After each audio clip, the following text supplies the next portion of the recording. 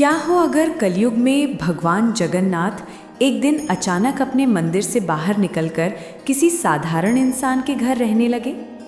क्या हो अगर वो इंसान उन्हें पहचान ही ना पाए और कई दिनों तक उन्हें अपने घर का नौकर समझकर काम करवाता रहे। और क्या हो अगर एक दिन अचानक वो इंसान ऐसा रहस्य देख ले जिसे देखने के बाद उसकी पूरी दुनिया बदल जाए।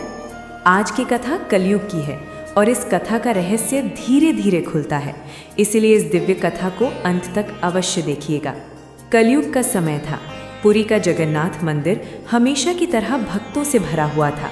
सुबह का समय, शंख बज रहे थे, घंटियां गूंज रही थीं, भक्त हाथ जोड़कर खड़े थे, जय जगन्नाथ।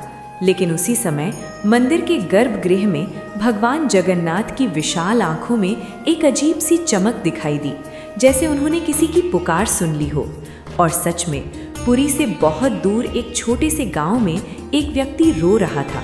उसका नाम था भुवन मिश्र। भुवन मिश्र एक विद्वान ब्राह्मण था, लेकिन उसका जीवन आसान नहीं था। घर छोटा था, कमाई कम थी और परिवार बड़ा था। सबसे बड़ी बात, उसका स्वभाव बहुत क्रोधी था। छोटी छोटी बात पर गुस्सा आ जाता। लेकिन एक बात अलग थी, वो भगवान जगन्नाथ का बहुत बड़ा भक्त था। हर दिन मंदिर जाकर प्रार्थना करता, प्रभु मुझे सही मार्ग दिखाइए।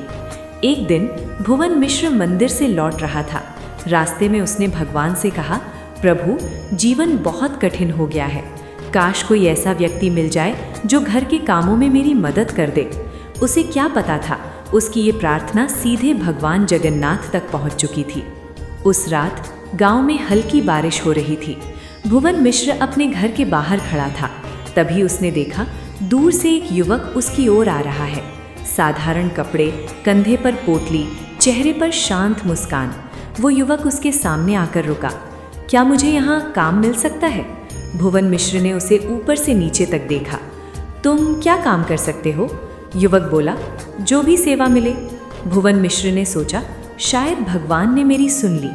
उसने कहा, ठीक है, आज से तुम यहीं रहो।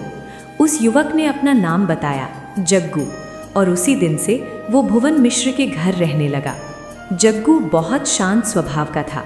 सुबह जल्दी उठ जाता, कुएं से पानी भर लाता, लकड़ी काटता, घर साफ करता और कभी कभी खाना भी बना देता। भुवन मिश्र की पत्नी ने एक दिन कहा, ये लड़का बहुत अलग है।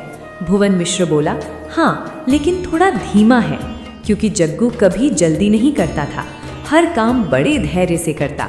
लेकिन कुछ अजीब बातें होने लगी। एक दिन घर में चावल लगभग खत्म हो गए। पत्नी बोली, आज शायद खाना कम पड़ेगा। लेकिन जब खाना बना तो सबका पेट भर गया। भुवन मिश्र हैरान रह गया, इतना चावल था ही नहीं। जग्गू बस मुस्कुरा रहा था। एक दिन और अजीब घटना हुई। गांव का कुआं लगभग सूख गया था। लोग परेशान थे। भुवन मिश्र ने जग्गू से कहा, जाकर पानी ले आओ। जग्गू कुएं के पास गया। कुछ देर शांत खड़ा रहा, फिर धीरे से बोला, जल, बाहर आओ। और अचानक कुएं में पानी ऊपर आने लगा, जैसे किसी ने उसे भर दिया हो। गांव वाले चौंक गए, लेकिन किसी ने ध्यान नहीं दिया कि जग्गू मुस्कुरा रहा था। कुछ दिन बाद भुवन मिश्र ने एक और अजीब बात देखी। जग्गू कभी थकता नहीं था, पूरा दिन काम करता, फिर भी उसके चेहरे पर हमेशा मुस्कान रहती।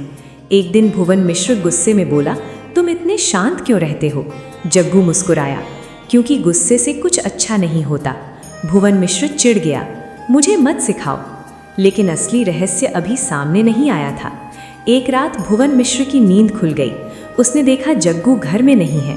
वो धीरे धीरे बाहर निकला और जो उसने देखा उसे देखकर उसकी सांसें रुक गईं। जग्गू घर के आंगन में खड़ा था, लेकिन उसके शरीर से हल्की रोशनी निकल रही थी। भुवन मिश्र छिपकर सब देख रहा था और अगले ही क्षण जग्गू का रूप बदलने लगा।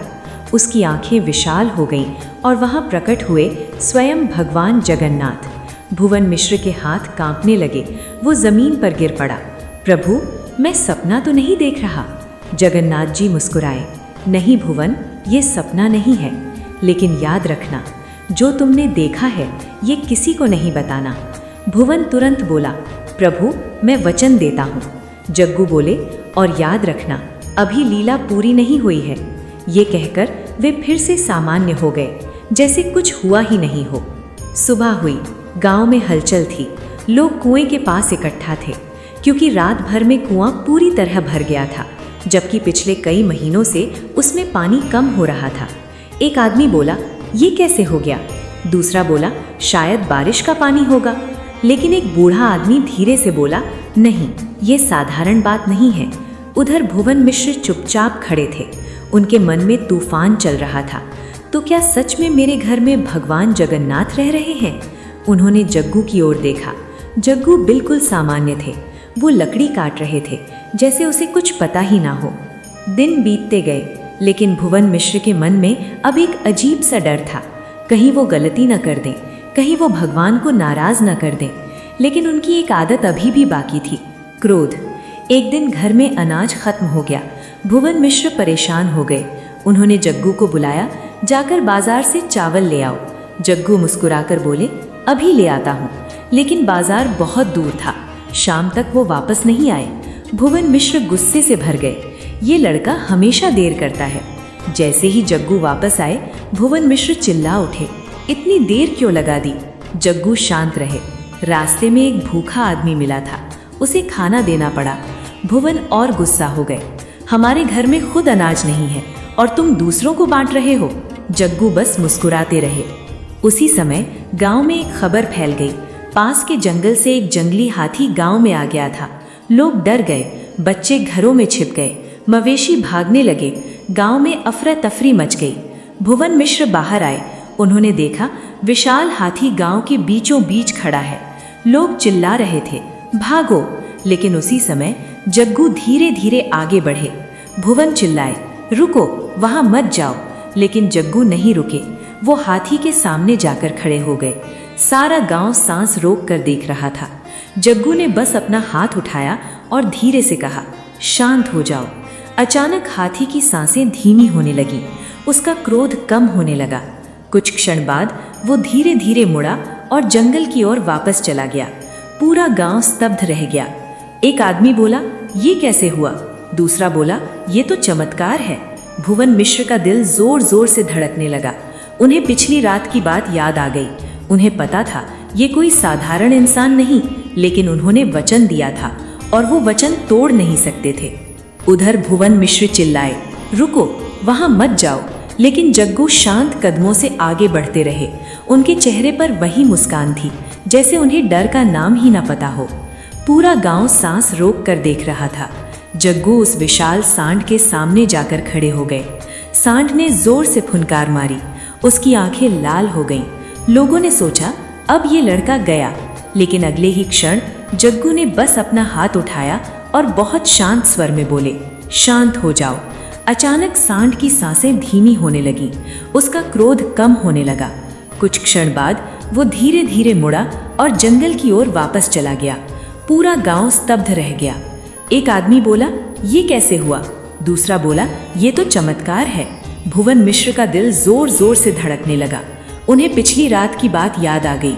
उन्हें पता था ये कोई साधारण इंसान नहीं, लेकिन उन्होंने वचन दिया था और वो वचन तोड़ नहीं सकते थे।